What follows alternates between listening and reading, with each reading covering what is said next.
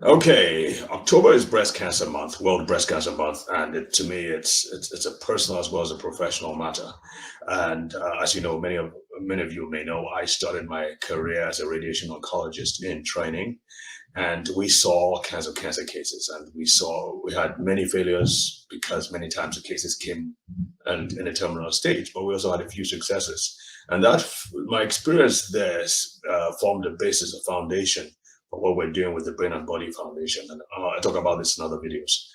So breast cancer, in the last couple of years, I've lost very close friends to breast cancer. One was my manager, our manager at the Brain and Body Foundation. She discovered it a little late, and she started treatment. Um, the challenge was that in where she went to, the fee to pay for a 1 year treatment was about 50 million naira. Now, compared to dollars, that's not doesn't sound as bad, but in Nigeria, that's you might as well be saying 100 billion naira for someone like that based on her income. And so she had no choice than to look for alternative methods. I do not encourage it. Let it be on record that I always encourage you go to the radiation oncologist or the chemotherapy or the oncologist to get treatment. But she had no choice. So went and got some help outside. Obviously, we're providing her with immune support supplements, and she said it helped her a lot, along with whatever she was doing. And it seemed like it worked. I think I left the country for a couple of years after that. But I had told her anytime she needed, she could always come to our foundation. I mean, she could always get from the foundation because she's taking care of the kids too. So it only made sense that she could have access to immune support supplements. She didn't take advantage of it. She became lax. I think it got to her head that she was doing well, and so she was cancer free, and she didn't really look into it. Unfortunately, as you know how the story goes, cancer came back with a vengeance. And next thing she calls me and it's like she can hardly breathe. Apparently, it had gone to her lungs and it spread all around. And I was really upset with her.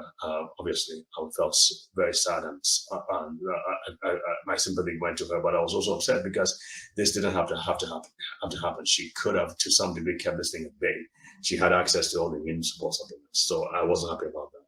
Eventually, she died, and my condolences to her son and the rest of the family.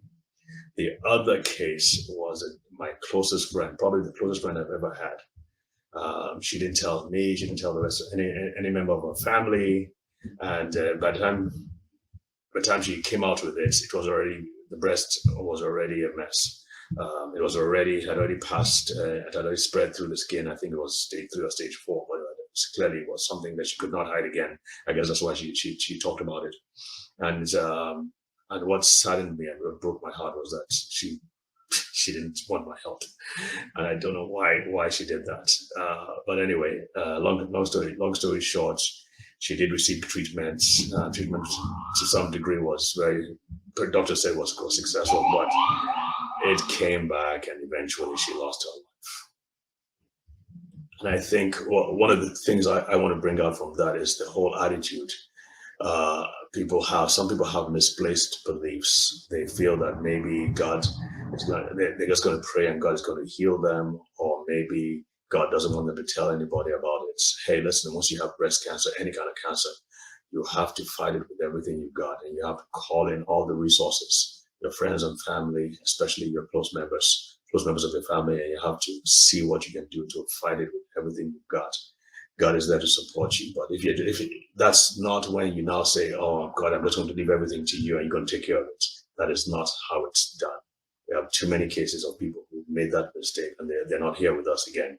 So you've got to use a lot of wisdom, a lot of common sense, and a lot of vigor to attack this thing.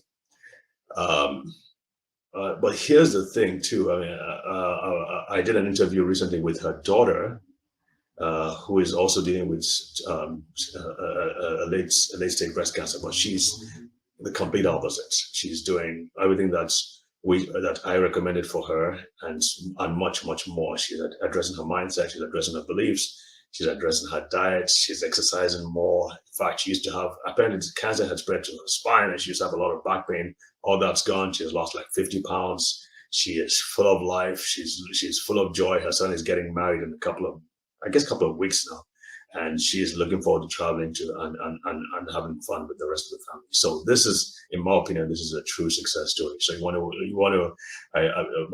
look out for my interview with Tony Fowler, Tony Toni Fowler, and I think you'll be very, very encouraged by what we have to talk about. So if you're going through cancer, remember this: it is not a terminal condition unless you say so. You say it is.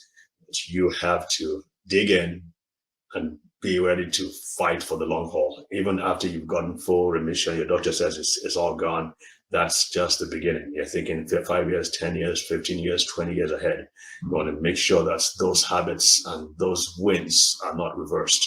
You want to keep on building upon those wins. So I want to encourage you. Breast cancer is not terminal. You can, there's so many success stories all around the world that show that you can overcome it, but only if you do the right things, you think the right way, and you, of course, speak the right way, which brings us to our laws of life. So check that out as well. God bless. Bye.